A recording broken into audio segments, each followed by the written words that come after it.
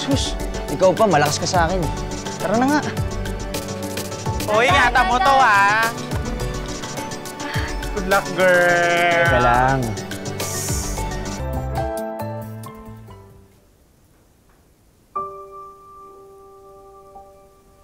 Dok, umalis na po siya? Oo, sinundo siya ng mom niya.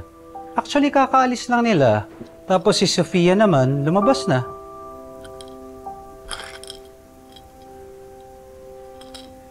Umalis na si Joaquin. Di man lang ako makapagpaalam sa kanya. Doc Joel, kakaalis lang, di ba? Yan nga ang sabi ko. Tara, habulin natin. Paano? Wala naman tayong sasakyan. Tricycle! Ah, walang tricycle dito eh. Sayang, yung sasakyan ko nasa kasa. Baka sign na talaga to ng universe na kalimutan nyo ng isa't isa. Anega? Tricycle, ambulansya, kalesa, kahit ano. Tara. Wala na nga. Kaya yan, maabutan yan, di ba? Oh, Wait! Drew?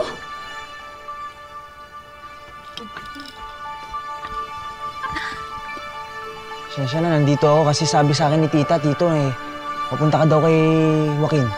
O bakit ka nandito? Pipigilan mo din ako. Hindi. Nakita ko si Joaquin sa gasolinahan. Mukhang paalis na. Kaya nandito ako para itid ka sa kanya. Talaga? Gagawin mo yun? True ba? Oo naman. Kahit marumbado ako, Faith, kaya ko naman magpaubahe kasi ganun kita kamahal. Tara na. Salamat, Drew, ah. Sus, ikaw pa, malakas ka sa akin.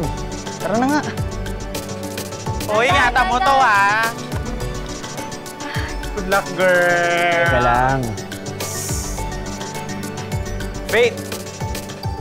Boto ko sa'yo para sa inaanak ko.